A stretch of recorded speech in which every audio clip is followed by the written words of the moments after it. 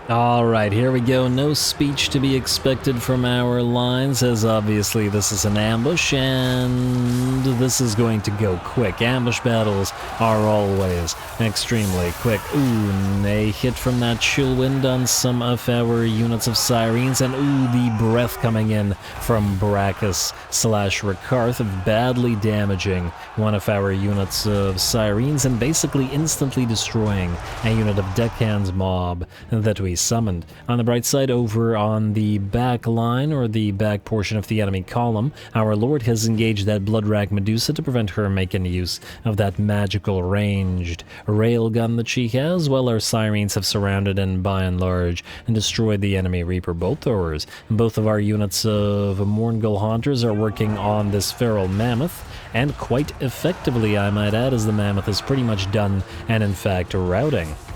Gotta love those Mourngull Haunters once again. Good at Lord hunting, good at single entity hunting, good at infantry mincing, just very generally annoying heroes to deal with. And then that massive missile resistance, of course, or physical resistance, of course, being a no slouch either. Anyway, let's continue. We do still have Rakarth to take care of, and it looks like our Sirens here will survive. And despite being heavily damaged by Rakarth, a few of those heals will keep them up and running. The balance of power has shifted to about an 80% in our favor. And now we're just trying to mob Rakarth and his elites, like this Wyvern here, and then whatever else we can get. Alrighty, and here come our heroes, casting that invocation of the Heck, Telltale Red Glow.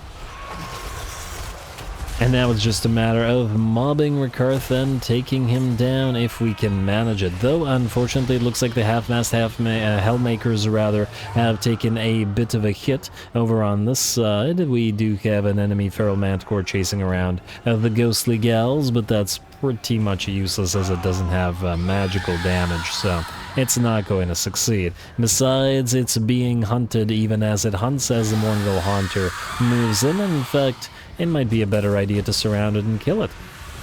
Alright, here come the Mourngull Haunter, and we can block the Wyvern from escaping with the Sirens as well. Alright, Mourngull, are you really being blocked by the Sirens? Looks like it was having a difficult time actually hitting the enemy, so we're going to back it off and then charge it in once again. Or maybe I did not charge it back in. Well, I should have. I guess it doesn't really matter as the enemy has been overrun. I did say that the ambush would be over very quick, and it is. Perhaps even quicker than it would normally be, as several of our units were in crumbling and we had to end the battle rather than chase the enemy off. Oh well. We will hopefully still be able to destroy them after the battle is over. And hey, the mammoth did get brought down by the Haunter. Very nice.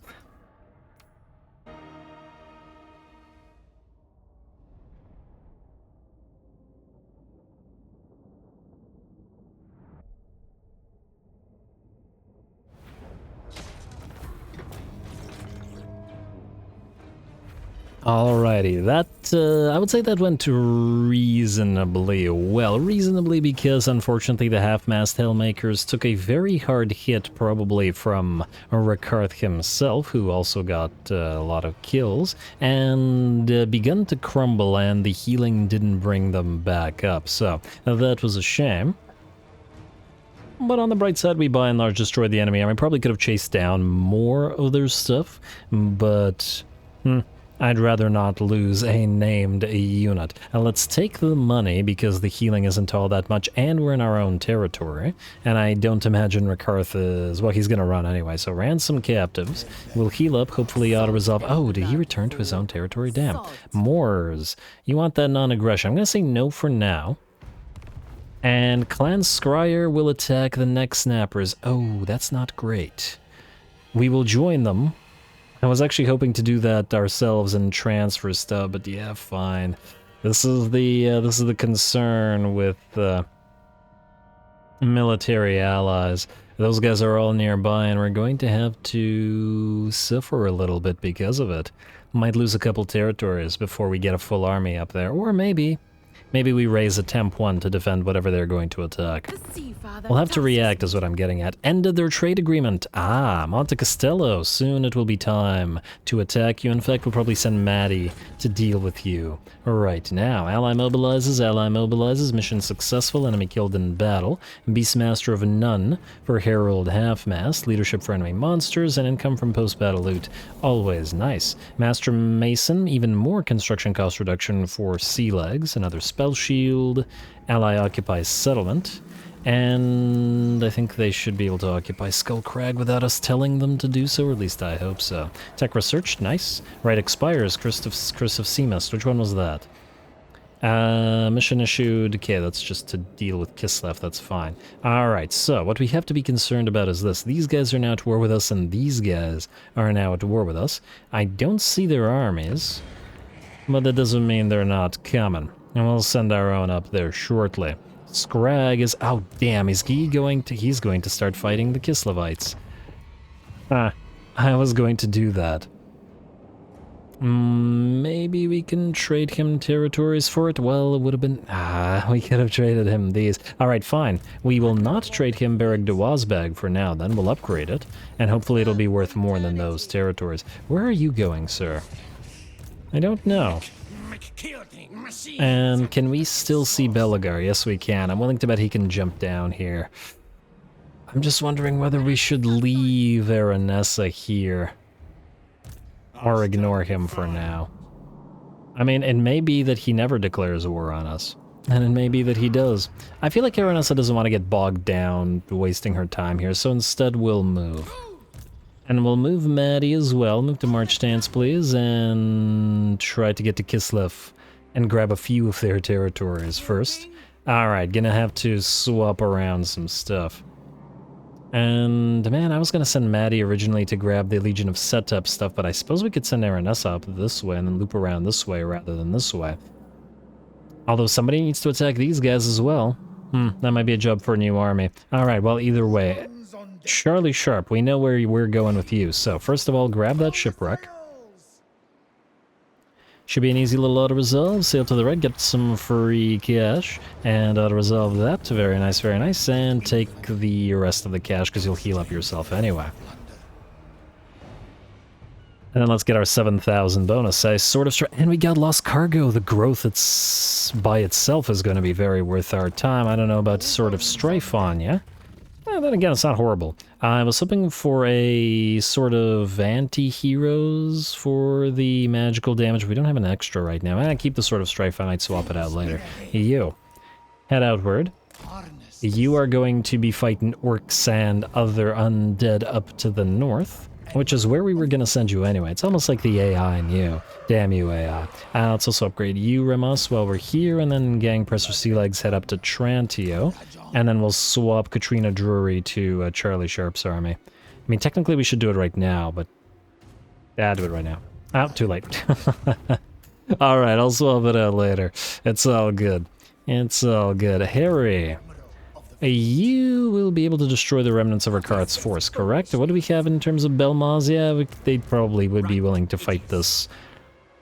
And they'd probably be willing to fight this, depending on if there's defenses, and indeed there are. Alright, so there's fights there that we don't have time for in this episode anymore, because we are quickly running out of time. Lana... oh, you know what we could do? We could send you to Sartosa, build up those Norscan units, and then have the Norscan army start working on these guys from this direction. And then meet up with Maddie from this side, hopefully before anybody else attacks them and takes territory that rightfully belongs to us. Anyway, I think with that we're pretty much out of time. There's some admin that I'll take care of between the episodes, but probably not all. Overall, next time we'll have a few more conquests of the Dark Elves, but quickly we are approaching the destruction of Rakarth before we turn upon Clan Eshin and probably upon the World Walkers. Once again, we'll be heading northward and westward with Aranessa, and we'll be trying to defend against mountainous, or attacks from the mountainous orcs over here, though we'll see whether that is an actual issue or not next time. Stay tuned for more pirates. Don't forget to leave a like and comment, especially to Threshold. All glory to the algorithm, and thanks for watching.